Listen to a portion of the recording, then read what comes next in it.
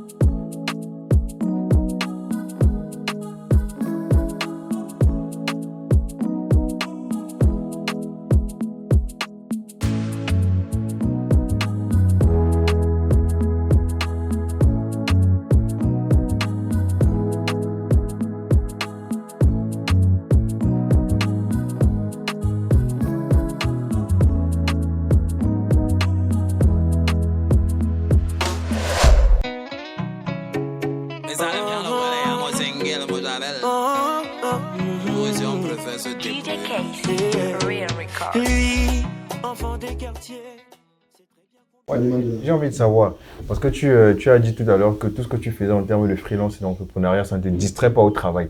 Ça, c'est une question que j'ai envie de me poser. Comment tu fais pour switcher entre toutes ces activités-là? D'autant plus qu'au début, tu nous as fait un long exposé sur ton travail. On a compris que c'était quelque chose de très technique, qui te prenait beaucoup de temps. Tu as parlé d'une dizaine de projets que tu suivais en même temps.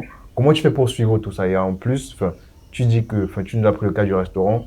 Tu nous dis que c'est pas toi qui cuisine, les plats, c'est pas toi qui livre, et ainsi de suite. Mais ce qu'il faut savoir, je pense que tu le sais très bien, c'est que c'est pas forcément le temps physique qui compte, mais le temps mental. Parce que même si tu n'es pas sur place au restaurant pour faire certaines choses, tu y penses. Et même si tu ne produis pas, tu y penses quand même. Et ça peut te distraire.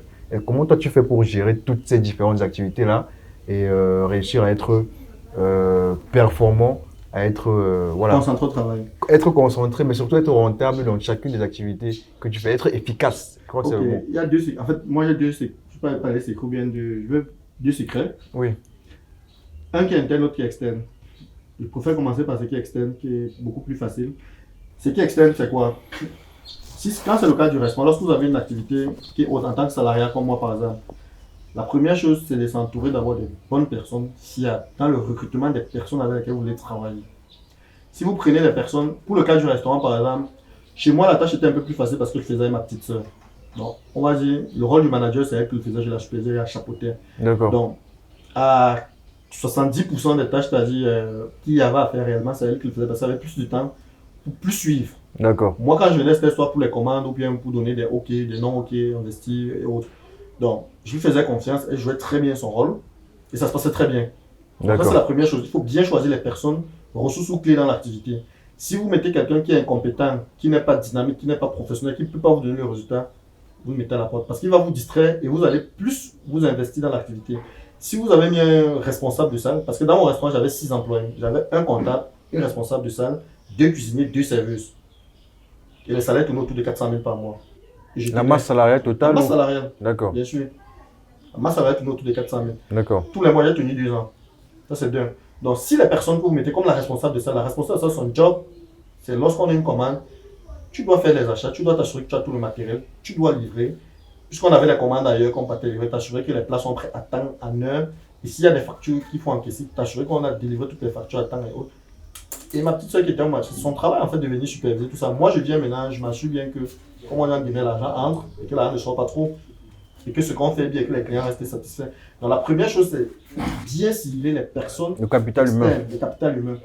Et quand je dis les cibler, ce n'est pas seulement les compétences, c'est l'honnêteté, c'est la fidélité. Parce que quelqu'un peut venir avec vous, comme sur le restaurant, pas avec les clients, ou bien il pique l'argent, ou bien bref. Donc c'est bien cibler surtout ces personnes-là. Pour que vous n'ayez pas trop à vous investir à l'intérieur. Et également prendre les personnes qui sont compétentes. Moi, je n'étais pas cuisinier, la responsable, c'est son travail.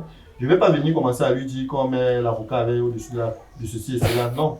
C'est elle qui connaît son job, tu l'investis, tu lui fais confiance, tu lui donnes des responsabilités. Et également, il faut aussi montrer dans toute entreprise. La chose qui fait que l'entreprise fonctionne aussi, c'est comme je dis, il faut maintenir les salaires. Parce qu'on connaît ce qui se passe au Cameroun. Moi, je n'ai jamais travaillé ou bien il n'y a personne qui a travaillé moi qui peut me réclamer un mois de salaire, par exemple. Tous les salaires, tous les mois, je les tiens. Que l'entreprise est vendue ou pas. Parce que ça, c'est important. Parce que l'entreprise commence à se dégrader quand vous payez par le personnel. Peut-être que vous êtes un mauvais patron. Vous avez vous-même un comportement qui n'est pas, on va dire, catholique, entre guillemets. D'accord. Ça va chuter. Donc, vous devez d'abord, en tant que manager, vous montrer un très bon manager. Vous respectez vos conditions, vous êtes droit. Et quand vous êtes droit et que vous tenez vos engagements, ça veut dire que le personnel a l'obligation de le faire. S'ils ne le font pas, vous avez le droit de les mettre à la porte sans état d'âme. Mais vous ne pouvez pas mettre quelqu'un à la porte qui a réclamé son salaire ou bien quelqu'un à qui, par exemple, c'était une de vos employés, vous avez fait la cour, par exemple, ou vous êtes condamné, par exemple. Il faut être droit, il faut exiger dans de vos employés. D'accord. Pareil où je suis, c'est comme ça en fait. Donc c'est la même chose que je remets à l'extérieur. Et quand il est compétent, qu'il a son poste, tu dors tranquille, un peu comme mon PDG. Au départ, il y a des activités que je faisais avec lui, me montrer comment faire. Bon, aujourd'hui, il y a les choses, je fais lui rendre compte juste. Il n'est plus obligé de revenir encore chercher à savoir ce que je fais ou bien je lui rends compte juste. Donc il faut aussi avoir cette capacité de transmettre, de former, de booster le personnel. Les valeurs professionnelles. Ça c'est clair. D'accord. Donc que ce soit même pour le champ. Si tu laisses quelqu'un qui va bouffer tous tes plantains au champ, il va faire 10 sacs. Il va te dire il a fait 10 sacs. Et avoir les indices de suivi. Ouais, un peu. Donc c'est pas que tu vas juste te mettre, tu pars. Il faut savoir par exemple, j'ai acheté un sac de riz, ça peut faire tel nombre de plats, j'ai ceci, j'ai celui-là. Donc il faut avoir ça. Et donc quand vous véhiculez l'information, qu'elle est bien véhiculée, la personne l'a bien reçue, il travaille, il traite exactement comme vous avez demandé. Ça c'est la partie externe. Là ça résulte au moins 70%.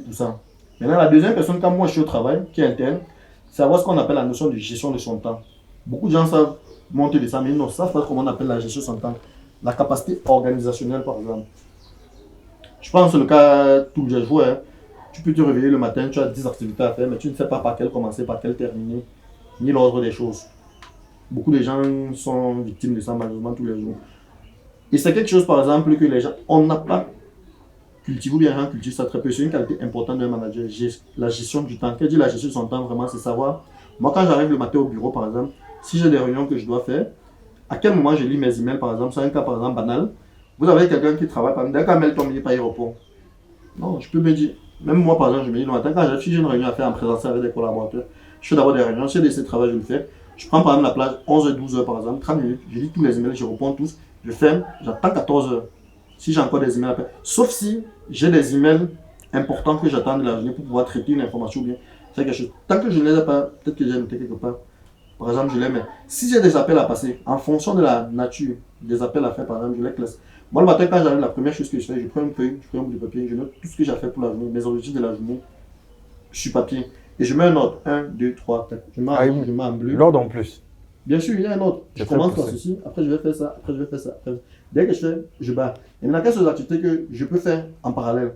Ça veut dire, je peux avoir une réunion en présentiel, par exemple, ou peut-être on me demande un peu plus d'attention, ou moins, par exemple. Je peux être en train de finaliser un rapport, par exemple, rapidement, puisque je travaille 3 écrans, par exemple.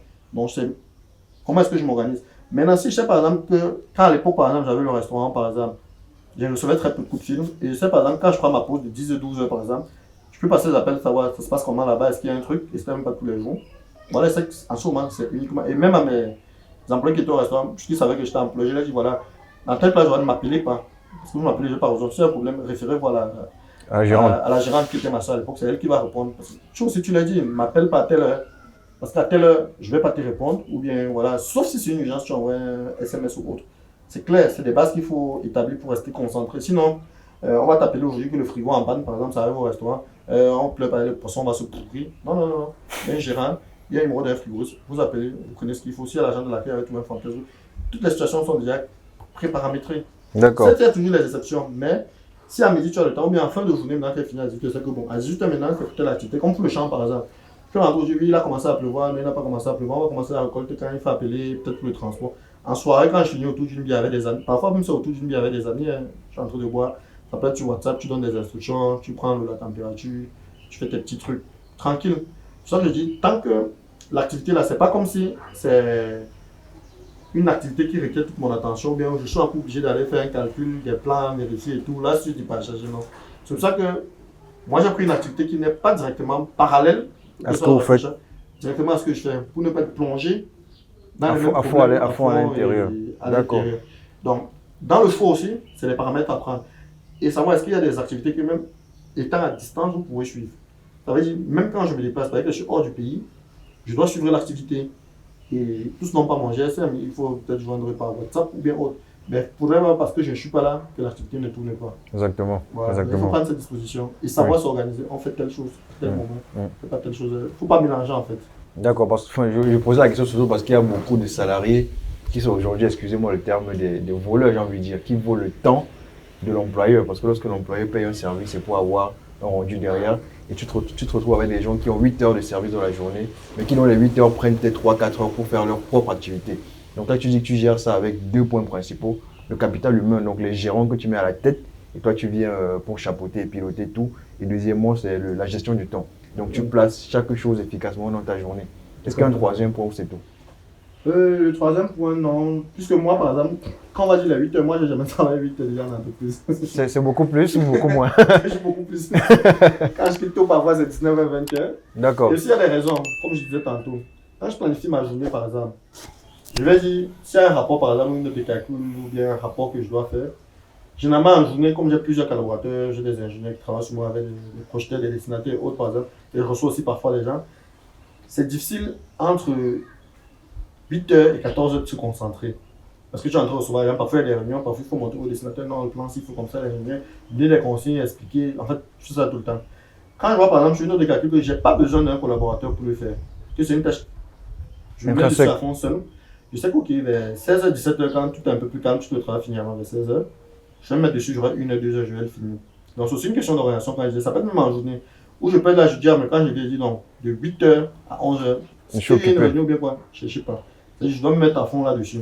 Mais quand c'est des tâches que c'est que, pour que le dessinateur, lui, il avance, il a besoin de manipuler, peut-être qu'il me envoie un plan par exemple, je lui donne un délai que bon, ok, au plus tard 1 heure ou 2 heures ou un jour, je dois rapidement faire mes observations l'envoyer parce que lui, s'il ne reçoit pas, il va savoir, je vais bloquer la chaîne. Oui. Pareil pour un ingénieur qui m'envoie un rapport de calcul, je dois checker. Donc quand j'ai des documents que moi j'ai reçus par exemple de mes collaborateurs que je dois valider ou bien passer derrière avant qu'eux ils travaillent ou bien avant qu'on transmette, je mets ça d'abord en priorité. Les documents sur lesquels je n'ai besoin de personne pour traiter ou bien envoyer, je mets à la fin parce que c'est que je peux même faire ça de 20h à 22h. C'est fini, demain j'envoie. Mais si je commence à faire l'inverse, ça veut dire que je vais faire traîner plus les documents de mes collaborateurs et bloquer la chaîne par exemple. Oui. Donc tout ça c'est juste un petit aspect. Je prends rien que ça pour que vous compreniez un peu. Oui. Mais en résumé, c'est ça. Gérer son temps et ses activités, c'est bien savoir quelles sont les tâches qui sont importantes, prioritaires. Et bon, j'ai mis à la notion priorisation. Ce qui est important, ce qui est urgent. Oui. Parce que les gens confondent ce qui est important et ce qui est prioritaire. Et moi, je remets une troisième chose maintenant. Quelle est ma chaîne critique en fait? Si j'ai un livrable à faire, quels sont les chemins critiques que j'ai à l'intérieur? Quels sont les collaborateurs qui doivent me donner les inputs? Parce que je travaille pas seul, il y a plusieurs départements. Je dois mettre la pression pour récupérer ce qu'ils doivent me donner pour que je travaille. Si c'est mes collaborateurs, je dois mettre ce que je dois mettre. Et ainsi de suite. Maintenant, je joue beaucoup plus sur les paramètres chez moi qui sont externes, qui ne dépendent pas de moi. Si je travaille avec des collaborateurs hors du Cameroun. Si un angle, je dois les saisir, je dois mettre la pression, je dois faire des relances par email. Si il y a des fournisseurs par exemple que je contacte parce que je veux un matériel, je veux ceci, ils ne font pas. Je dois mettre la pression, je vais commencer à dire il faut que je l'appelle, peut-être s'il y a son GSM ou par WhatsApp. Bref, c'est en fait cette organisation qu'il faut voir. J'ai ça, je n'ai pas ceci, qu'est-ce que je fais? Et je mets beaucoup plus d'énergie, d'abord dans un premier temps, sur le retour de ce que je dois avoir, puisque moi à la fin c'est moi qui produis le rapport. Le paquet final, je reçois beaucoup d'éléments là-dedans. Donc je dois m'assurer que tout en fait effectivement bien converger pour l'intérieur, que personne à l'intérieur dans la chaîne n'a des blocages. S'il y a des blocages, je dois les lever rapidement. D'accord. Ça arrive. Maintenant, ce que moi je dois mettre à l'intérieur, ça c'est moi qui le mets directement. D'accord. Voilà. D'accord. Très intéressant. Et est-ce que tu penses que, parce que à t'entendre parler, ça a l'air facile quand même. Est-ce que tu penses que switcher entre toutes ces différentes activités-là, parce que moi j'en ai compté au moins 5, Est-ce que tu penses que c'est accessible à tout jeune qui a la volonté de le faire? Oui, moi je pense que c'est accessible pour deux raisons.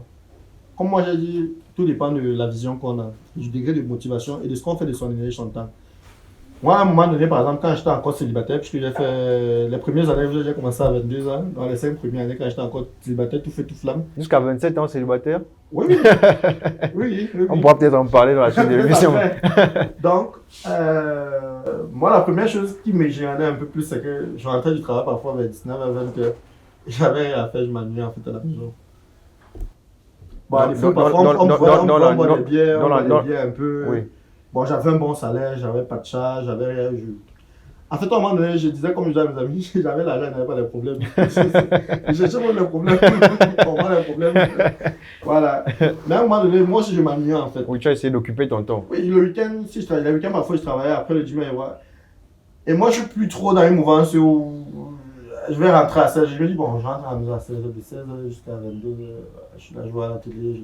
C'est bien, je dis pas que je rentre tard, il faut rentrer tard. Non, mais le samedi, toute la journée, tu restes à la main de 8h, tu montes, tu descends. Alors que ce temps, cette énergie, tu peux l'utiliser ailleurs. Tu peux le consacrer à autre chose. Tu peux le consacrer à autre chose. Et quand on regarde tout autour de nous, il y a beaucoup à faire. Il y a beaucoup à faire. Maintenant, tu peux te contenter, oui, j'ai mon bon salaire. Ça dépend. Mais il faut aussi faire une activité qui va vous empêcher de vous épanouir. Parce que comme je dis, c'est pas parce que j'ai mon restaurant qu'après, si j'ai une contrainte de voyage, je dois aller au village, ou bien je vais à la boîte, ou je vais aller boire ma bière, qui m'empêche. Mais il faut aussi tellement faire le salariat, l'entrepreneur, le freelance, pour finir, vous vous amuser, pour bien vous n'avez plus le temps pour vous-même, même pour payer une chaussure, même pour vous faire plaisir, les petits plaisirs de la vie. Non. D'accord. Moi, par exemple, chaque année, depuis que je travaille, je prends un congé, soit je m'en vais dans un pays que j'ai jamais visité. Moi, je me suis mis, par exemple, comme challenge, je dois faire tous les continents, un pays au moins. J'ai dit cette année, peut-être je vais aller dans tel pays. Je n'ai pas encore fait l'Afrique du Nord, par exemple, je dois aller peut-être en Égypte ou au Maroc. M'épanouir, parce que tout ce travail, après, quand on cherche de l'argent, c'est pour quelque chose. C'est pour quelque pays, il faut s'épanouir dans la tête, parce que quand vous êtes épanoui dans la tête, ça vous permet de réfléchir, ça vous permet de rêver encore plus. Mais si vous passez le temps à être stressé d'un boulot à l'autre, sans prendre le temps, sans prendre le répit, sans jouir même de ce fruit, ça ne sert à rien. Parce que là, vous êtes esclave de l'argent, comme je dis souvent. C'est un peu comme une activité que personnellement, par exemple, quand mon restaurant tournait, beaucoup de gens m'ont proposé de transformer ça on va dire, comment on appelle ça, snack bar. Parce que oui, c'était super bien fait, c'est moi qui ai fait toutes les décors à l'intérieur. Tout l'aménagement à l'intérieur, c'est moi qui ai fait tous les travaux. Et les gens venaient pour la beauté, c'était très beau, c'était même jusqu'à présent. Il y a non, on transforme en snack. D'accord. Moi, par exemple, j'ai jamais voulu investir dans le snack. Il y en a qui le font, qui réussissent très bien. Parce qu'à un moment donné, je me dis, le snack bar, par exemple, c'est une activité. Si vous le faites là, vous devenez esclave de l'argent. Parce qu'il faut venir tous les jours. Parce qu'il y a tellement de flux à l'intérieur qu'on est obligé de suivre. Il faut suivre. Et il faut vraiment suivre. Moi, si j'ai le snack, par exemple, le métier que je ne vais plus le faire. Ça, c'est clair. Et de deux, même, je peux me perdre. Parce que de temps en temps, j'aime bien boire la bière. Je peux même dormir là-bas. Donc, moi, je me connais donc que d'investir dans le snack. Oui. Sachant que moi-même, j'aime bien aller là-bas de temps en temps. Mais je ne le fais pas. Par exemple, c'est un choix, par exemple, d'investissement que je refuse. D'accord. Parce que je me connais. Je sais que j'ai mis plat à l'intérieur. Donc, je vais pas. Je sais qu'il y a trop de travail derrière. Si vous n'avez pas quelqu'un de confiance vraiment qui gère la salle, ça ne sert à rien. D'accord. Si vous voulez vous-même faire le snack. Et la deuxième chose aussi que je dis, bon, dans les snacks, on connaît un peu, il y a parfois des mauvaises choses qui se passent à l'intérieur. Et parfois, on peut rattacher donc des mauvaises choses du snack à vous, à votre personnalité. Oui, exactement. Donc moi, c'est surtout ça qui fait que je dis je ne veux pas. Parce que si demain il y a une bagarre, il y a peut-être un blessé mort d'homme ou bien. C'est vous qui. Voilà, on a pris peut-être quelqu'un qui passait de la drogue ou bien. Bref, en fait, les choses néfastes ou bien des personnes qui viennent pratiquer d'autres activités sous-jacentes sans votre consentement, parce que ça arrive. Il y a des filles qui vont venir faire d'autres activités à l'intérieur. Quand on va vous voir, on va vous traiter peut-être de proxénète et autres, alors que vous êtes complètement neutre là-dedans. Et peut-être si on me voyait dans la société comme l'ingénieur que je suis, maintenant ça va. Ce sera autre chose. Sali, quoi, voilà. Oui. Et quand je peux aussi choisir l'activité, ça c'est aussi notre partie. Moi je choisis une activité aussi qui. Faire la restauration, ça ne passe à ma réputation d'ingénieur. Faire mes chambres, ça ne passe à ma réputation d'ingénieur. Au contraire, j'ai été formé pour l'irrigation. Donc c'est plus facile. L'irrigation, c'est mon domaine toujours d'expertise. On nous appelle les ingénieurs du champ. Les ingénieurs génie rural, c'est les ingénieurs du champ. D'accord. Traditionnellement, nos frères de génie, ils nous appellent. Oui. Oui, donc le champ, c'est encore même un de mes champs de compétences où je me retrouve facilement. Comme un poisson dans l'eau. Comme un poisson dans l'eau. Ouais, un peu. Donc, c'est aussi bien parce que vous pouvez faire une activité qui, à l'après, peut-être, les inconvénients ou bien la mauvaise partie de ça peut vous entacher. Et peut même vous-même altérer votre jugement sur la société ou sur la vie. Parce que vous pouvez mettre là, vous entrez là l'argent pour après vous n'en ressortez plus. C'est dangereux aussi. Donc, il faut chercher l'argent. Mais aussi, il faut bien regarder par rapport à ce qui nous convient, ce qu'on accepte de faire, ce qu'on accepte d'investir et ce qu'on refuse. Moi, c'est tout, je refuse d'investir aussi peut-être parce que je n'accepte pas ça comme activité dans la société, par exemple, parce que j'estime peut-être à mon propre niveau que ça n'aide pas la société. Je ne parle pas des snacks. Bon, il y a plein d'activités qui vont dans ce sens. Oui, on comprend très bien. Il faut pas être, pour résumer, il ne faut pas être esclave de l'argent. Il ne faut pas choisir un domaine juste parce qu'il rapporte un certain gain, mais regarder aussi quelles sont les valeurs derrière, quelles sont les conditions et consorts. J'ai envie de poser une question parce que là, le but de l'émission, c'est également d'instruire les jeunes. Et de par ton expérience, je pense que tu auras beaucoup à leur dire. J'ai envie de poser la question de l'environnement parce que tous ceux qui sont à l'étranger, en diaspora et qui aspirent à revenir, parlent beaucoup des conditions locales. On parle souvent de corruption, on parle souvent de politesse et consorts. Quelle est la particularité de l'environnement économique camerounais? Donc le monde des affaires, salariat, peu importe, tout ce qui est activité professionnelle, quelle est la particularité de cet environnement camerounais? Quels sont les avantages, quels sont les inconvénients? Qu'est-ce que tu peux dire sur cet environnement? Parce que tu nous as aussi dit que tu as beaucoup voyagé, tu as fait plein de pays en Afrique, tu as également fait plein de pays en Europe, tu as fait plusieurs continents, donc tu as pu voir tout ce qui se fait ailleurs. Pour toi, qu'est-ce que tu peux dire sur le Cameroun?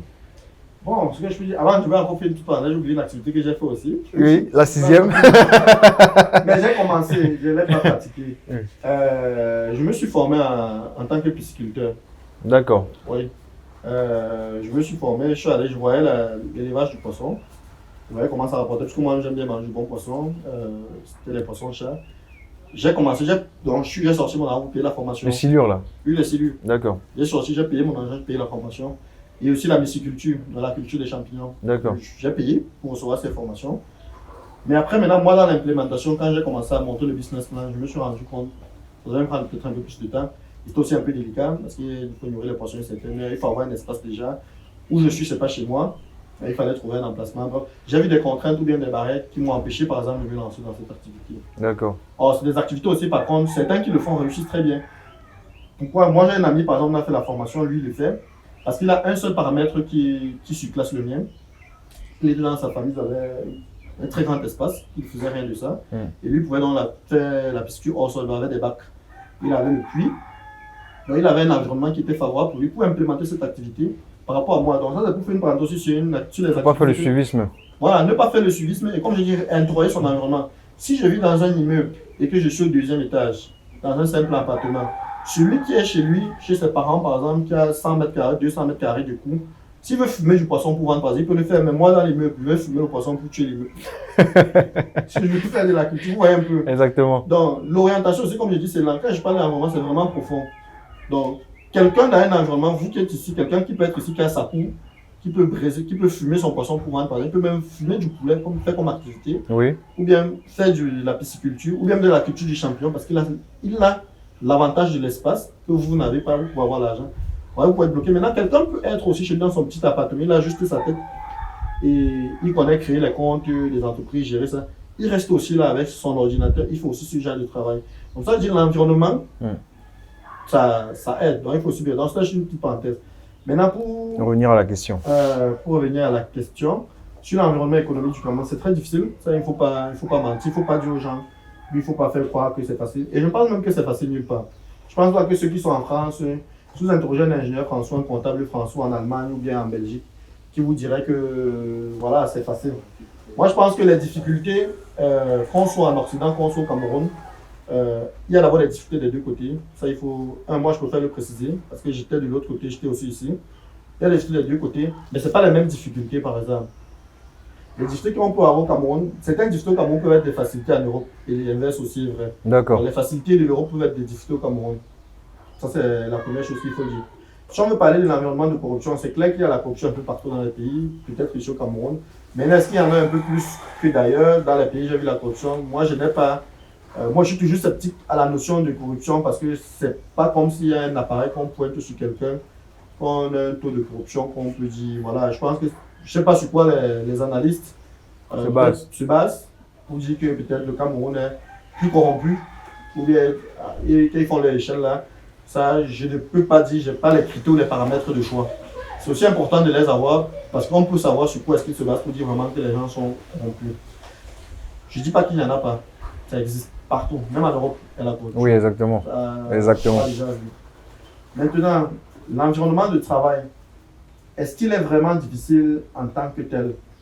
Moi, je pense que les environnements de travail restent complexes en fonction du domaine où vous restez.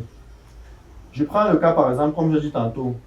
Moi, j'ai fait aussi le chant parce que ma grand-mère, les grands-parents ont eu à faire du chant. Et moi, j'ai toujours la petite phrase que je dis, même si le travail me dépasse en vie, je vais me rentrer faire mes plans. Au village. Au village. Même si les shit, je vais m'en sortir. Donc, ceux qui font l'agriculture, par exemple, qui ne sont pas frottés trop peut-être aux impôts, ou bien, on va dire à l'État, guillemets, mais qui sont confrontés à d'autres difficultés, comme par exemple, l'une des difficultés que j'ai par exemple dans mes plantations, par exemple, c'est de sortir avec la matière. Le transport. Le transport, parce que les routes ne sont pas forcément en bon état. Parfois, je claque beaucoup d'argent dans le transport que j'aurais pu économiser si les routes étaient en bon état, par exemple. D'accord. Mais maintenant, une fois que moi je sors par exemple de mon champ avec mes plantations dans les camionnettes là, moi je me place au marché hein, quand ça arrive. Je vends, je paie, je me place là ou bien celui qui vend. On met les sacs de macabo, machin, manioc et autres là. Les commerçants, les grands magasins, parce que moi je ne vends pas à nous aux détaillants. Oui, ils viennent, ils prennent, ils partent avec. Donc ça fait que dans cet environnement, ceux qui sont, ou bien ceux qui font l'élevage à la maison du poisson, comme j'ai dit, ils ne se frottent pas trop. Donc il faut catégoriser, je parle du petit niveau en montant. Donc ceux qui font ce type d'économie, ce type de commerce, je vais dire comme ce type d'activité, ne se frottent pas trop directement. Mais ceux qui font par exemple du commerce, par exemple, des services, par exemple des gens qui vendent des billets d'avion, qui vendent des assurances, qui vendent des services, des prestations intellectuelles, d'ingénierie par exemple, où il faut avoir une facture conforme, carte de contribuable, tout ça, il faut payer des impôts, tout déclarer autre. Là, clairement, c'est encore très difficile. Parce que là, dans le système des impôts, il faut payer tous les 3 mois, il faut déclarer en tant qu'entreprise. On déclare plein néant pour certaines personnes. Même ceux qui ont les boutiques au marché, qui font les commerces, il faut payer des taxes sur peut-être ou c'est l'OTPV. Bref, toutes ces taxes, toutes ces choses, c'est très compliqué, c'est très difficile, ça il faut le reconnaître. Donc, moi je pense que je reste toujours convaincu qu'il faut viser dans son secteur d'activité quels sont les efforts qu'on fait, quelles sont les entrées d'argent. Parce que ça ne sert à rien pour moi, par exemple, si je suis peut-être vendeur de téléphone, j'achète un téléphone à 70 000 francs. Je le rends à 80 000 francs et j'ai payé les impôts de 7 000, je garde avec 2 000. Moi, à un moment donné, j'estime c'est pas vraiment ça. Peut-être qu'il faut changer la culture de vente, soit il faut changer le produit, il faut réfléchir autrement parce que là, vous êtes trop pris financièrement. C'est la même chose que moi, je dis, même quand je fais mes. Parfois, ça arrive. Quelqu'un veut, comme je dis, la voiture. Je ne peux pas, moi par exemple, je dis, je ne peux pas acheter par exemple un engin. Parfois, il y a un ami par exemple qui fait la topo, là, sur sa station Total, qui dit, ouais, je vais me débarrasser de ça. Je connais des topos plein dehors qui en ont besoin. Il me dit par exemple, il vend à 2 millions. Ok, celui qui va acheter à 2 millions, 50 000 francs. Moi, je ne peux pas mettre mes 2 millions pour avoir 50 000 francs. Mieux, je reste à la maison avec. Pour moi, c'est ma politique. Oui, oui. Maintenant, une autre personne qui n'est pas peut-être à mon niveau ou qui n'a pas ma vision ne va pas l'accepter parce que tant que vous restez très bas ou vous vendez très moins cher sur le marché, vous allez rester à ce niveau-là. Donc, ça, moi maintenant de savoir par exemple, je vais dire, ok, l'appareil topo aussi là. Est-ce que peut-être je peux ajouter quelque chose bien, je vais lui dire, ok, tel que je vais vendre, je mets peut-être ma marge, je me dis, je vais 10% dans minimum 200 000. Si je ne sors pas, si ça ne me travaille pas 200 000, dans combien de temps et pourquoi? Donc, je prends cette considération-là avant de me lancer. Oui. Je ne vais pas me lancer parce que j'ai vu. Il y a un petit gain derrière. C'est la même chose. Il y a des entreprises, j'ai des amis qui gagnent un marché peut-être de 80 millions de francs CFA. Ça peut être dans le bâtiment, même la construction d'une maison de quelqu'un. Ils se précipitent. Oh, il a les 80. Bon, on ne donne pas les 80 millions exactement. Il a 80 millions dans sa tête. Mais il peut finir le marché dans pas 3 millions. Parce qu'il n'a pas tout évalué en amont. Un, parce qu'il peut avoir mal évalué sur une course. Deux, le bâtiment, c'est très difficile pour faire le bénéfice dedans. Il en faut faire beaucoup. Parce qu'il faut avoir les engins, déjà, parce que quand tu investis dans les engins, dans le personnel, ça coûte. Ceux qui font vraiment le bâtiment, il faut avoir du matériel. Or, par contre, comme moi je dis par exemple, pour les bâtiments par exemple, les gens peuvent me dire, ok, il veut faire son bâtiment, il veut faire une étude de géotechnique par exemple. Moi j'ai mon ami qui a un bureau d'études géotechnique par exemple, je mets les deux en contact, je prends ma commission, je reste tranquille, je fais moins d'efforts. Ou encore, j'ai des amis qui font, j'ai un ami qui est très bon architecte, que je connais très bien, qui va voir la vidéo, va connaître. Il fait très bien ses plans, il est super, je l'ai déjà recommandé à plusieurs personnes. Quand les gens viennent vers moi qui veulent faire des plans de maison et autres, parfois c'est chez lui que je renvoie presque systématiquement. Parce que moi aujourd'hui, les plans en hydraulique, on a un peu excellent là-dedans, mais les plans de bâtiment, je peux donner des conseils, mais dis que même m'asseoir tracé, d'ailleurs je ne dessine plus depuis plus de 12 ans aujourd'hui, puisque j'ai au moins plus de 10 dessinateurs avec lesquels je collabore. Donc moi quand quelqu'un vient avec moi cette prestation, un, j'aime pas. Deux, je ne fais pas, donc je n'oriente vers quelqu'un. Parce que l'idée, c'est pas de tout prendre ce qui vient. Exactement. Il faut trier. Je ne peux pas tout faire. Il y en a d'autres dehors qui travaillent. Parfois, il y a même des prestations comme les bénéfices. Non, il y a des jeunes qui sortent de l'école. Donnez-leur ça, qu'ils apprennent aussi à faire travail. Moi, je suis fatigué. Même si c'est des fourrages individuels, par exemple, faire des maisons, quand c'est que je peux superviser. Oui, mais il y a aussi des jeunes que j'ai déjà formés. Ça, on reviendra par exemple que moi, j'appelle ce qu'on appelle des stages en freelance que je fais. Moi, j'ai fait comme ça que moi, j'appelle ça. Je fais des stages en freelance, on reviendra dessus. Donc, je peux faire donner à ces personnes-là qui le font. Parfois, après, s'ils veulent me donner une commission, oui, je prends. Et quelqu'un va te dire, il préfère construire un plan de bâtiment que d'aller se lancer dans un chantier de bâtiment parce qu'il peut faire ses 10 plans le mois, il a 1 million. Mais tu vas prendre le chantier de quelqu'un, il va te dire 80 millions, il va te donner l'argent des fondations. Parce qu'il ne te donne jamais l'argent cash. Pour faire le premier niveau, il va aller chercher l'argent à la réunion, on ne va pas lui donner. Le chantier va rester là. Entre-temps, pendant les fondations, tu n'as même pas encore mangé 200 000 de bénéfices dedans. Et tu peux traîner avec le chantier, surtout quand c'est un particulier. Moi, les particuliers ne veulent même pas entendre parler. Un particulier continue. En fait, tous ceux qui me connaissent savent, ils ne passent même pas par moi. Je peux encore arriver à les aider pour les plans ou bien les études jetées. Mais le reste est là. Ne fatiguez pas parce que, on va toujours dire la famille, il n'est pas capable déjà au Cameroun. Moi, je le dis ouvertement. Grâce aux particuliers qui va te dire, moi, je veux prendre un plan de même, c'est R+1. Je demande 2 millions pour faire le plan. Qu'un particulier ne te le paye. Il y a d'autres qui vont demander les hôtels, même 8 étages. Tu demandes 2 millions juste pour le plan, il va te payer ces 2 millions. Parce qu'il va estimer que c'est cher. Mais dès que le maçon va lui demander 10 camions de sable au chantier, qui coûte 12 millions, il va porter, il va verser. C'est donc une question de culture. C'est une question de culture parce qu'il va aussi voir le sable, on va tourner les papiers, on va voir que la maison avance, il va faire les photos, il va dire à toute la famille que son chantier avance. Parce que les 2 millions qu'il va te donner, tu vas faire les plans, ça va ser au papier. Même si tu as quelqu'un qui va te conseiller, on va dire tu vas faire quoi, on ne voit pas. Ça, c'est la question parce que moi, je suis ingénieur, mais je suis plus axé bureau d'études. Je suis pas trop dans la réalisation. Dans la réalisation, mais je suis à la supervision. Oui. Je supervise la réalisation, mais je ne suis pas acteur de la réalisation, je suis plus bureau d'études. Dans les conceptions, les montages, le suivi et la mise en service des stations. Là, oui, là, je suis bien capté là-dedans. Mais être le technicien après tous les jours qui suit les manœuvres, non. D'accord. Donc, mais ces gars, comme je dis au Cameroun, ils sont nombreux. Il y en a encore. Tout le temps, je fais. L'autre, la dernière fois, on m'a posé 400 mètres. Petite parenthèse, quand je sors de l'école avant de trouver le travail, j'ai mon camarade. Lui, tu connais, il va se reconnaître. On fait un duplex d'un monsieur. On fait tous les plans. On fait la conception, on fait la distribution, on fait les fondations, on fait les façades, on fait le plan de Chapan. On va tirer ça sur papier aux alliés. Gros papier rose là, à l'époque. Les calques et tout. Et où est-ce qu'on avait pris l'argent pour aller tirer? À la fin de la semaine, on avait fait des petites économies sur l'argent de nos vestes et autres quand nous avions remis. On avait épargné peut-être 25 000 chacun. Oui. On a pris les 25 000, on a monté le projet du papa. On lui a remis, il dit non, modifié, on a modifié. Le jour de notre rendez-vous à Yaoundé, parce que je suis à Yaoundé, on lui remet les plans dans un bar. Il prend, il nous dit merci, il dit bon, il va nous appeler après. Que voilà, il a apprécié le prix, il va nous payer. Il nous remet 2000 francs. 2000 francs. C'est ça. Pour un plan de maison complet, charpente, clôture et tout. Ce qu'on a dépensé pour imprimer le plan, c'est ce qu'on a dépensé pour 50 francs pour les impressions. Papa, il nous a remis 2000 francs. Mon ami et moi, on se sépare. Moi, je restais un peu plus proche, à peut-être 500 francs, lui restait un peu plus loin. Lui demande de prendre 1500, moi je prends 500. J'ai marché sur une bonne distance. J'ai pris, je me suis devenu à 150, 200, pour garder 300 000 ajoutés là. Le téléphone. Oui. Pour biper ou bien pour appeler, dire que voilà, on attend le paiement. J'ai bipé, je vous assure, j'ai bipé le papa là pendant plus d'un mois, jusqu'à ce que les 350, les 300 sont finis en bip. Le camarade a fait pareil. Donc, je vous dis, c'est le premier plan qui est fait à 2000 francs dans ma vie. Moi, je estime que c'est le paiement qu'il nous a donné. 2000 francs, 1 euro 5 environ. Non, 3 euros par là. 3 euros par là. Plein d'un duplex. Fondation, distribution, tout. Et qu'est-ce qui explique ça? C'était la famille, c'était une relation, il y avait une relation particulière entre vous? C'est 1% des gens qui nous le coûtent. Parce que l'avantage qu'on a dit, dans l'école que nous on a été formés, on était formés par nos professeurs étaient des super ingénieurs, super calés. C'était des ingénieurs qui formaient les ingénieurs et ils avaient beaucoup d'activités comme ça, il y avait des plus sollicités. Et pour nous lancer, nous les étudiants, parfois qu'ils avaient des travaux, ils nous appelaient, tout simplement, on était prêts à faire ce genre de travail. Parce que même moi, pour que je trouve mon travail où je suis actuellement, c'est un professeur d'école toujours. Parce que moi, je sors d'école, mon professeur d'école, lui, voit ma studence qu'on va dimensionner un château d'eau. Il m'appelle pour la société où je travaille, c'est lui qui m'a calculé le château d'eau. Il m'appelle, il me donne les plans de calcul-moi ça pour l'entreprise là. Je fais calcul, je lui donne. Il apprécie. Après, il me dit, va à l'entreprise présenter les résultats.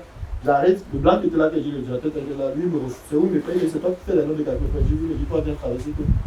Je venais sortir, il n'avait même pas le diplôme. Du chicotat comme ça. C'était le bac. Le gars m'a dit, ici là, c'est pas le diplôme comme ce que je vais s'inscrire là-dedans. Je suis allé, j'ai parlé à mon professeur, il m'a dit, il n'y a pas de problème, c'est vrai que je voulais là travailler là-bas, c'est comme ça que j'ai commencé. D'accord. Avec nos professeurs que je savais très bien, les professeurs de travaux, c'est des monstres, il ne faut pas les tester. Parce que c'est des professeurs un peu comme moi aujourd'hui, parce qu'une aspiration aussi bien c'est d'enseigner dans les universités de formation d'ingénieurs. Parce qu'on était formés par des ingénieurs compétents qui maîtrisaient, qui avaient l'expérience dans le terrain. Ce n'est pas les théories qui nous formaient. Parce que mon collègue, quand je suis sorti, j'ai soutenu en juillet 2011 pour être précis. J'ai signé mon contrat je suis en novembre 2011. Et j'ai d'abord travaillé avec mon professeur, on a fait des opinions, on a fait des trucs. Ça c'est pour moi, je ne dis pas que ça a réussi à tout le monde. D'accord.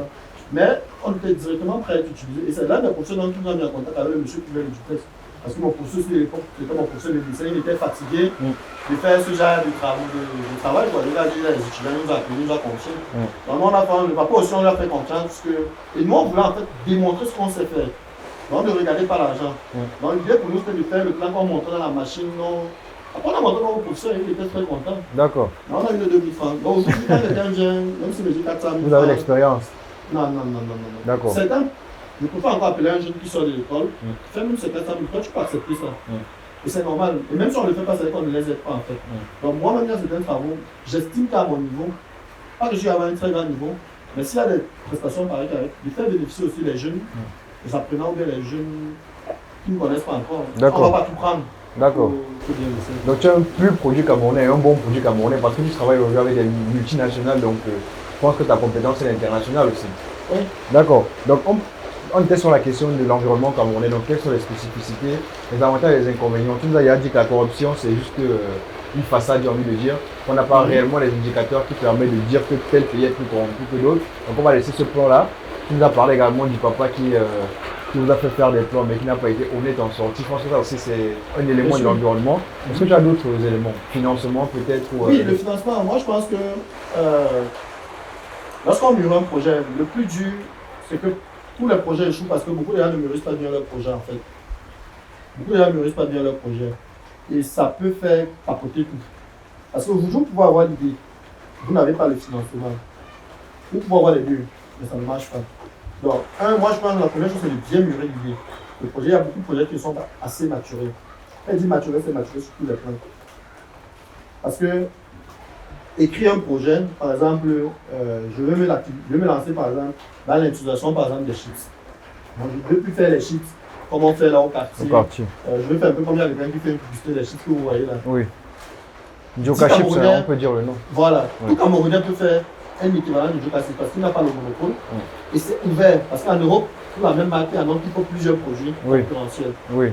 Donc maintenant, si moi je veux faire une Joka Chips par exemple, comment est-ce que je monte ma stratégie commerciale et quelles sont les personnes vers lesquelles je peux aller pour trouver un financement? Parce que beaucoup de gens aussi peuvent être autofinancement. Maintenant, les gens comme nous, par exemple, qui avons notre petite réserve et qui veulent aussi investir. Même quand moi je veux investir, je fais attention à ma trésorerie. Mais désolé de te couper, mais je propose, ce que je veux, c'est vraiment avoir les spécificités de l'environnement. Est-ce que parce qu'ailleurs, on sait que lorsque tu as le projet, lorsque tu bâtis bien ton projet, comme tu l'as dit, lorsque tu as un bon business plan et que tu as un plan de gestion qui est très clair, le financement, en fonction du projet, parce qu'il y a les niveaux de projet également, il faut d'autres mécanismes et tout. Mais le financement en général, il suit avec les banques, les levées de fonds qu'on peut avoir aussi. Est-ce qu'au Cameroun, c'est possible? Est-ce que c'est facile? Est-ce que c'est accessible? Bon, là, sur ce point, moi personnellement, je n'ai pas encore monté un projet aller vers une banque, peut-être chercher du financement. Je ne suis pas encore à ce niveau. Mais je pense que ça pourrait être bien. Je vais m'expliquer. Pour le moment, ce qu'on fait traditionnellement, ou bien ce que les gens coutument de faire, plus facile, c'est d'aller chercher l'argent dans les cantines ou à l'UJU. Parce qu'il y en a qui le font. L'UJU aussi, c'est Oui. L'UJU, ça veut dire. C'est un moyen de financement. Comme moi, par exemple, je peux être là, quelqu'un me dit je veux 1 million, je te donne 1 million, ça me donne 2 mois, il te donne une garantie. Une 1 million, il me donne 1 million, 100 000 après. Ça, on a fait. Il y a des gens qui le font individuellement, il y a des gens qui le font en réunion d'association. Ça, c'est une possibilité. C'est une source de financement. Je pense qu'il est accessible. Et je pense qu'elle est plus accessible que les microfinances et les banques. Les microfinances et les banques, je pense que c'est un peu plus complexe. Parce que si vous n'avez pas une entreprise ou si vous n'avez pas quelque chose en contrepartie à balancer là-bas, personne ne va vous prêter de l'argent. Ah bon? Vous ne venir, vous venez à la banque demander 20 millions, vous n'avez pas un compte là-bas, vous n'êtes même pas salarié, votre compte salaire ne passe pas là-bas. Et vous donnez l'argent sur quelle base? Parce que moi, par exemple, en tant que salarié, moi, ma banque m'a déjà appelé plusieurs fois. Vous avez la possibilité de prendre le crédit juste à telle valeur. Parce que je suis salarié, mon salaire passe là-bas. Et ils voient les chiffres au compte. Ils disent, ok, monsieur, on peut vous donner le crédit juste à tel montant. Ils appellent constamment. Tu sais, ils appellent, ils disent que oui, venez chercher du crédit. C'est moi qui refuse d'aller prendre ce crédit-là, en fait. D'accord. Mais c'est accessible. Quand tu es salarié, tu es dans une banque, tu as un compte salaire, que tu sois salarié comme moi, tu as la possibilité, tu peux avoir le crédit en fonction de ton salaire. Ça, c'est possible. Ça, il faut déjà le préciser. Pour les salariés, c'est possible. Pour les fonctionnaires, ça, c'est le plus gros preneur de crédit en guillemets. Donc, quand tu es fonctionnaire, déjà, l'office, ils peuvent facilement accéder aux prêts. Voilà. Mais c'est prêt. Il y a les prêts, comment je veux dire, les prêts. Moi j'appelle ça du social, pas du prêt pour investir, pour lancer un business. Quand vous êtes fonctionnaire, les prêts, la rentrée scolaire, machin, ceci, c'est là. Moi, j'appelle pas ça prêt, même pas ça dans ces gains-là. Parce que prêter l'argent pour payer la scolarité de ses enfants, c'est pas un prêt pour investir. En fait, on investit dans l'éducation des enfants, mais c'est pas mettre peut-être 200 000 pour acheter le pour avoir quelque chose après. C'est pas la même chose. Mais je parle du prêt. On peut aussi faire le prêt, par exemple, immobilier, par exemple, dans des institutions, comme le crédit foncier, par exemple, pour faire du prêt pour construire votre maison. C'est possible, on donne, en tant que salarié, vous partez, vous montez un dossier, on donne le crédit pour construire une maison, vous pouvez demander même pour faire célébrer votre mariage. D'accord. Mariage et autres, c'est possible. Donc ça c'est un pari. Prêt à la consommation. Oui, prêt à la consommation. Mais moi je reste beaucoup plus dans le domaine, par exemple, j'ai besoin de 10 millions pour monter par exemple une usine de chips. Maintenant, si vous arrivez à la banque avec ce type de projet, en tant que salarié, si votre salaire permet de prendre les 10 millions, ils vont vous le donner. Mais si vous n'êtes pas salarié, là-bas, on va vous demander, par exemple, si vous avez un titre foncier, une garantie. Vous pouvez prendre un titre foncier, il peut prendre, bon, il y a d'autres choses, par exemple. Si vous êtes actionnaire d'une société, ça peut être des actions, ça peut être autre chose. D'accord. Voilà, ça c'est possible aussi. Mais pour nous, ce que les gens font, et où ils sont limités, qui est un danger, c'est de fonctionner avec les associations. Les associations qui donnent jusqu'à 5-10 millions, par exemple, de prêts, sur la base de la confiance. On donne 5 millions à quelqu'un, il paye, il peut travailler avec. Il revient remettre les 5 millions, il remet un peu comme on fait dans les tontines. Ça, c'est ce qu'il faut au Cameroun, beaucoup plus. Bon, ça aussi, c'est bien que tu vas à l'ouest chez les Bamileke, par exemple, d'où je suis originaire. D'accord. Donc, on a cette facilité-là de faire ce type de transactions d'argent pour s'aider, se développer. Ça a aidé beaucoup et ça aide encore. Donc, moi, je pense, il y a dans les crédits, comme je vous ai dit déjà, maison, mariage et autres, ça ils font. Mais maintenant, pour aller prendre, si vous avez un compte d'entreprise, vous pouvez aussi prendre l'argent comme crédit. Parce que vous avez un compte d'entreprise, on regarde les mouvements que vous faites. Si vous avez une entreprise, par exemple, qui fonctionne, vous avez un bon de commande qu'on peut authentifier. Et le bon de commande, par exemple, si c'est une entreprise privée ou bien industrielle, parce que, et vous partez demander le crédit, j'ai un bon de commande de 20 millions, mais je n'ai pas l'argent pour assumer le bon, j'ai un besoin d'un crédit peut-être de 17 millions. Vous savez qu'avec les 17 millions, vous allez tourner, venir remettre, on vous fait un crédit. C'est possible aussi. D'accord. Dans votre entreprise, vous partez aussi demander des crédits. Mais là, la plus législative, c'est le bon de commande. Ils vont donc exiger peut-être que le compte pour le bon de commande, le contrat, ce soit dans la banque, par exemple, soit logé là-bas, pour qu'ils vous donnent le crédit, vous partez travailler, vous revenez. Ça aussi, c'est possible. Ça existe au Cameroun. D'accord. C'est aussi un pan. D'autres pans aussi, c'est des regroupements, comme par exemple un qu'on fait, par exemple. On a monté un projet entre ingénieurs, par exemple, depuis 3 ou 4 ans aujourd'hui. On s'est dit, on ouvre un compte, on continue juste de l'argent, on attend 5 ans, on attend un montant fixe. Quand on aura le montant, on lance un projet. Aujourd'hui, on a déjà plus de dizaines de millions dedans. C'est de l'argent qu'on met quelque part, mais on n'est pas en train de l'utiliser. On cotise tous les mois, mais personne ne touche l'argent. Après, on met un projet, on prend l'argent, on fait notre fonds d'investissement parce qu'on s'est rendu compte. Un fonds d'investissement. C'est un fonds d'investissement, c'est ça le but en fait. C'est un fonds d'investissement purement. C'est aussi une façon de s'organiser. Peut-être un groupe de jeunes, au lieu d'aller s'asseoir à boire les bières tous les jours, ou tous les mois, ça coûte 50 000 francs par mois, on décide que les 50 000 francs, on les met. Si on est 10, ça fait 500 000. En un mois, en un an, ça fait 6 millions. Si on fait ça en 5 ans, on fait 30 millions. On savait de passer 5 ans à boire tous les jours dans les bars, en 5 ans, on a 30 millions. 30 millions. Et avec 30 millions, on ne dit pas tout ce que vous pouvez faire avec. Exactement. Entre les mains des ingénieurs, 10 millions peut être rapidement utilisé, ça peut être doublé, triplé. En un an, 2 ans, 3 ans, si c'est bien pensé. D'accord. Mais pourquoi, j'ai envie de savoir, pour sortir de cette première partie, pourquoi vous privilégiez, donc, parce que tu as bien dit que tu as l'accès aux prêts, de par tes revenus qui tombent dans ta banque chaque mois, on t'appelle même pour les prêts. Mais pourquoi tu privilégies les regroupements d'associations, les fonds d'investissement, les tontines, plutôt que d'aller vers les banques? Moi, je pense d'abord que la première chose, ça doit être une culture. Je n'ai pas été cultivé dans une atmosphère ou bien dans une ambiance de prêt. Parce qu'il y en a qui sont nés dedans, qui connaissent très bien. Comment ça se passe? Surtout, moi, je parle avec les banques. Parce qu'on prête à l'argent, c'est tout le prêt. Avec les banques. Et je pense aussi, chez moi, c'est aussi peut-être. Tu te méfies des banques peut-être? Bon, il y a la méfiance. Il y a la méfiance parce que aussi, vous en dites, quand on donne, après, ça ne revient pas. Ou bien. Et aussi, j'ai déjà essayé parfois, parce que vous voyez, les taux, quand même, parfois, ça donne le vertige. Les taux d'intérêt qu'ils donnent. Tu regardes, en fait, tu travailles pour eux. Parce que je prends le cas, par exemple, Tu viens prendre 8 millions, on va te dire pour 3 mois par exemple, c'est 20%. Waouh. Donc, si tu peux prêter la 8 millions, j'espère que c'est pour aller faire marché qui va te donner 15 millions. Ben, c'est pour faire marché qui va te donner 11 millions. Et que dans les 11 millions, tu vas avoir les 8 millions que tu les remets plus le million, c'est ce que tu dois les remettre. Il reste encore, ouais, ça reste très compliqué. Et maintenant, dans le cas où, en cas d'un échec, si vous avez hypothéqué un bien, vous avez la pression donc que ça reste. Donc, quand il faut aller prendre le crédit à la banque, moi je dis qu'il faut être sûr de son coût. Maintenant, si c'est que ça arrive une entreprise, il y a des entreprises qui chutent, qui fait un mouvement sur le marché n'est pas bien, il faut bien comme. On ne peut pas vous payer. Maintenant, si c'est que vous avez investi par exemple dans. Vous voulez faire les chips. Et que les unes des chips, j'en connais par exemple, un qui a voulu faire une boulangerie, il a prêté de l'argent, 14 millions. Il a fait venir la machine. Il a commencé la boulangerie, il n'a jamais tourné jusqu'aujourd'hui, il a endetté jusqu'au bout, il stresse.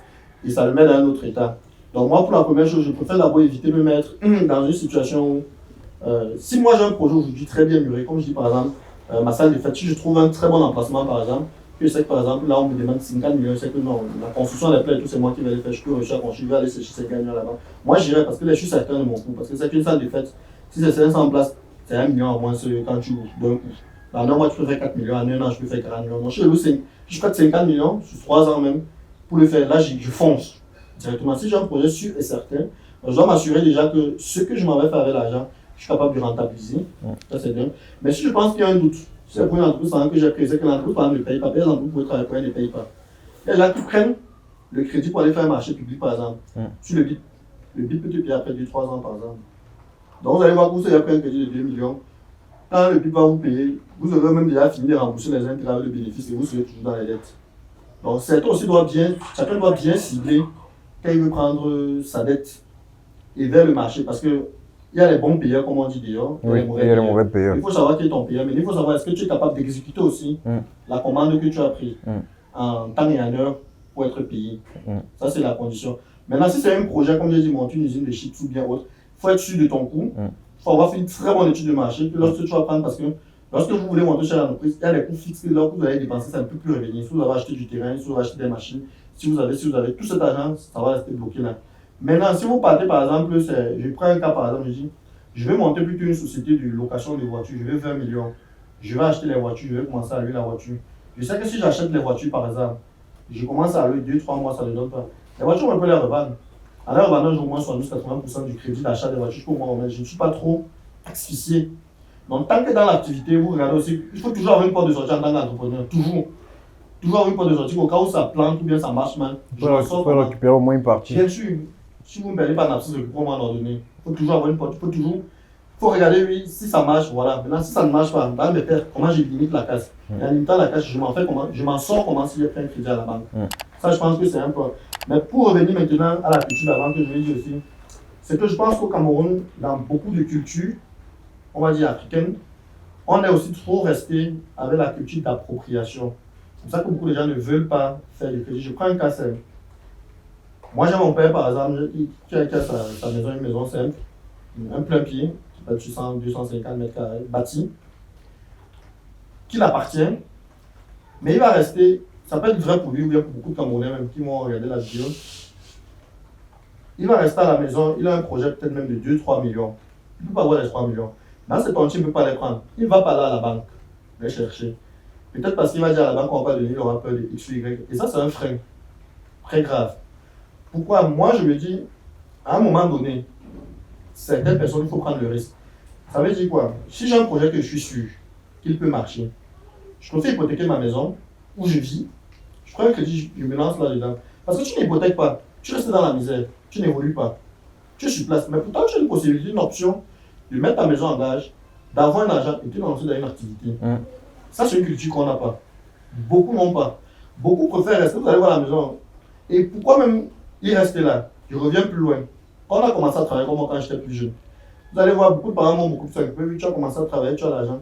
La première chose qu'on va te pousser là, c'est que construis ta maison. Et quand c'est vrai pour presque 90% des jeunes. Tu vois un jeune qui travaille un peu bien, qui a ses petits revenus, qui est stable et sérieux, la société et la famille auront tendance beaucoup plus à le pousser vers la construction de sa maison d'habitation. Et moi, je pense que c'est une très grosse erreur. Oui, la première, ça c'est un gros débat qui, voilà. qui fait très souvent surface. Est-ce qu'il faut construire sa première maison directement? Est-ce qu'il faut d'abord avoir des immeubles de rentabilité? Est-ce qu'il faut... Enfin, c'est une grosse question qui est très souvent levée, d'autant plus auprès des jeunes salariés. Mais je pense qu'on va y arriver peut-être dans la deuxième partie, parce que là, on a beaucoup parlé du plan professionnel. Je pense que vous avez eu énormément, non seulement il a cité des canevas à suivre, mais il est également allé en profondeur, il a tout détaillé. Donc, je pense que vous serez servi si vous êtes intéressé par ce sujet-là. Mais maintenant, on va entrer un peu plus dans le cadre personnel. Je vais te poser quelques questions dans ce cadre personnel-là. Je veux savoir un petit peu comment tu jumelles, tu crées la symbiose entre ta vie personnelle, ta vie professionnelle, avec quelques éléments. Enfin, je vais te poser les questions clés. Après, c'est juste pour lancer le sujet. Tu pourras nous dire ce que tu veux à l'intérieur. Astophile, aujourd'hui, combien d'enfants est-ce que tu as? Combien de voitures est-ce que tu as? Combien de maisons est-ce que tu as? Et comment est-ce que tu t'épanouis dans ta vie de tous les jours? Bon, les enfants, il y en a deux. D'accord. Les enfants, il y en a deux pour moi. On souhaite en faire plus. Voilà. Donc, dans ta vision, tu as la vision de famille nombreuse du coup? Non, bon, famille nombreuse, moi je préfère que ça c'est une expression un peu à l'européenne. D'accord. Voilà. Nombre à partir, déjà quand on dit deux, c'est déjà beaucoup. Oui. Voilà. Donc maintenant, je ne vais pas faire la Chine populaire non plus. Donc, mais je pense que pour les enfants, le but c'est pas de faire les enfants pour les enfants. Et c'est l'une de mes plus grosses craintes. Donc je pense que si on fait 2, 3 enfants, la chose la plus importante c'est d'être capable de bien les éduquer. De faire des personnes qui pourront représenter la société vraiment bien. C'est pas faire 2, 3, 4, vous pouvez faire un seul enfant, mais si vous avez un très bon produit fini, c'est le plus important. D'accord. C'est pas le nombre. À la fin, qu'est-ce que l'enfant devient? Et est-ce que vous êtes capable d'éduquer l'enfant correctement et bien? Parce que justement, au-delà des casquettes oui, il faut être bon manager, bon machin. Mais je pense que l'une de mes plus gros échecs, si j'échoue sur l'éducation de mes enfants, moi j'ai tout raté. Je me fais perdre 100 millions en investissement, mais pas perdre l'éducation de mon enfant. D'accord. C'est la partie la plus importante pour moi. D'accord. Parce qu'à la fin, c'est uniquement ça vraiment qui compte. Qui compte, ouais. D'accord. Les millions, ça passe à vie. D'accord. Voilà, maintenant, les voitures. Pour moi, j'ai une seule voiture. Il y en avait deux, j'ai vendu une, parce qu'elle m'encombrait déjà. Quoi comme voiture? On va voir les détails. Est-ce que c'est une Mercedes dernière génération? Est-ce que... Oh, pour le moment, j'ai pas trop... Pour le moment, j'ai pas trop le culte des grosses voitures, pour plusieurs raisons. J'ai une 7 RAV4 qui me plaît. Bon, elle me plaît pas comme la première, la Golf qu'il y avait. D'accord. L'idée, c'est de changer la Golf aussi bientôt d'ici quelques temps. D'accord. Pour une voiture vraiment un peu plus imposante. D'accord. Voilà, mais aussi il faut dire en Afrique, vous savez, quand vous allez prendre une voiture, je sais pas les moyens qui manquent de prendre une Touareg ou bien une Hyundai, mais après maintenant, vous savez quand on reste en Afrique, il y a aussi le contexte. Dès qu'on va vous voir, vous êtes dans la famille, vous avez une voiture, si on ne parle pas de sorcellerie, c'est tout le village qui viendra avec les problèmes posés sur vos têtes tout le temps. Et après il y a tout le complexe, on te voit dans le véhicule, on se dit que voilà, tout roule quoi. Tout roule. Pourtant les gens ne savent pas que, par exemple, je peux avoir un véhicule de 10 millions à 3 millions à faire. 10 millions à 3 millions. Bien sûr.